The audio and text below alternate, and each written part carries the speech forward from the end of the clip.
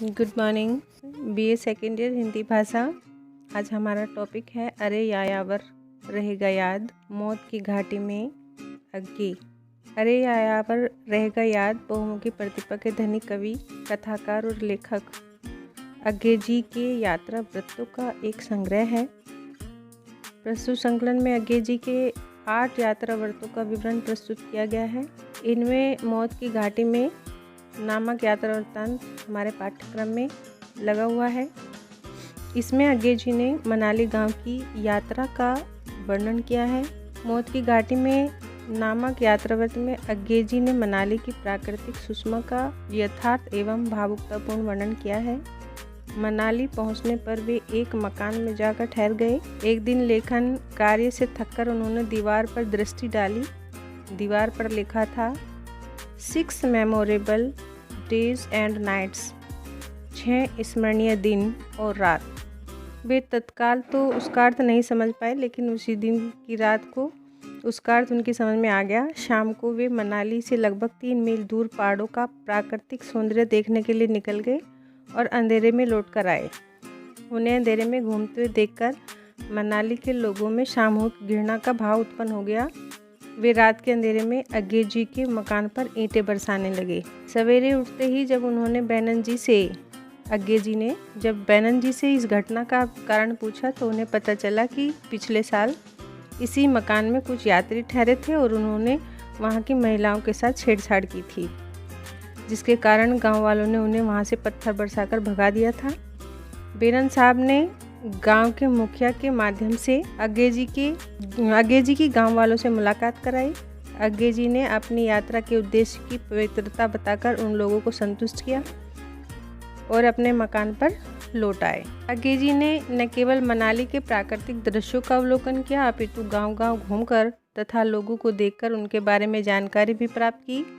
उन्होंने देखा कि पहाड़ के लोग भोले भाले हैं, किंतु तथाकथित सभ्य कहे जाने वाले मैदान के लोगों ने वहाँ वैचारिक और भावनात्मक रूप से गंदगी फैला दी है। इसीलिए ये देवभूमि जो है मौत की घाटी बनती जा रही है।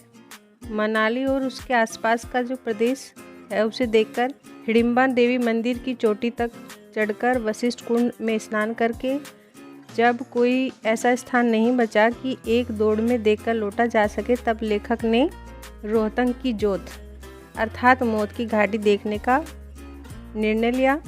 अपने 2 अतिथियों तथा 2 अन्य मित्रों के साथ 2 तटों पर सामान लादकर उन्होंने मौत की घाटी की ओर कूच कर दिया था। मनाली से रोहतांग 14 मील है। पहला पड़ाव कोठी अथवा राहला पर है। राहला स्थान है वहाँ का। राहला मनाली से 8 मील दूर है। शाम तक सभी लोग राहला पहुँच गए। सुबह 4 बजे 2-2 ओस ब्रांडी पीकर पुनः चढ़ाई आरंभ कर दी थी। मार्ग में अनेक कठिनाइयों को झेलते हुए 12,000 फीट की ऊंचाई तक पहुंच गए। वहां चारों ओर बर्फ ही बर्फ था। पहाड़ की एक गली में बर्फ का पुल बना हुआ था, उसके नीचे पानी बह रहा था। अग्गे जी बड़ी मुश्किल से पुल पार करके किसी प्रकार चोटी के पास पहुँचे। वहाँ पर एक चट्टान की आड़ में बिछी हुई सफ़ेद बर्फ पर कैमरे के स्टैंड की नोक से अपना नाम खोदकर स्टैंड अपने साथी को देकर आगे बढ़ गए। उन्होंने व्यास कुंड से पानी पिया और धूप सेकने के लिए लेट गए। उसी समय रोहतांग की प्रसिद्ध हवा चलने लगी। इस हवा के प्रभाव से वे उठकर खड़े नहीं हो सके, हाथ पांव जकड़ गए और शरीर नीला पड़ गया। आंखों के सामने अंधेरा छा गया। उनके साथी अग्गी को जोत पर न पाकर यह समझ बैठे कि वे दूसरी ओर उतर गए। वे नीचे चले गए। शाम 4 बजे के पास लाहौल के सिविल सर्जन जो नीचे लौट रहे थे, उन्होंने देखा कि अग्गे जी वहाँ लेटे हुए हैं। उनके उपचार से अग्गे जी अपने गंतव्य पर वापस आ गए। इस प्रकार अग्गे जी मौत के मुंह से निकलकर अपने साथियों से मिले। इस घटना ने उन्हें आभास करा दिया था कि रोहतांग की जोत को मौत की घाटी क्यों कहा जाता है। जब साहित्यकार अपनी यात्रा के संस्मरणों को इस प्रकार लिपिबद्ध करके यात्रा किए गए स्थल का मूर्त रूप से पाठक के सामने साहित्यिक एवं कलात्मक ढंग से विवरण प्रस्तुत करे, तब उसे यात्रा वृत्तांत कहते हैं। यात्रा विवरण को साहित्य कहते हैं, यात्रा साहित्य कहते हैं। तो यही अज्ञे जी ने अपनी यात्रा का वर्णन इसमें किया है। यात्रा वृत्तांत उन्होंने सुनाया है। कुछ प्रमुख यात्राव्रत लेखक और उनकी कृतियाँ इस प्रकार हैं, जैसे भारतेंदु हरिश्चंद्र हैं, उन्होंने लिखा सरयू पार की यात्रा, मेरी लखनऊ यात्रा। राहुल सांकृत्यायन ने लिखी है मेरी लद्दाख यात्रा, मेरी तिब्बत यात्रा, मेरी यूरोप यात्रा, यात्रा के पन्ने, घुमक्कड़ सास, रूस में 25 मास। और अज्ञे जी ने लिखा है एक बूंद सहसा उछली, अरे यायावर रहेगा याद, बहता पानी निर्मल। मोहन राकेश ने लिखा है आखिरी चट्टान तक। यशपाल जी ने लिखा है लोहे की दीवार के दोनों ओर, और दूसरा है इनका रहा बीती।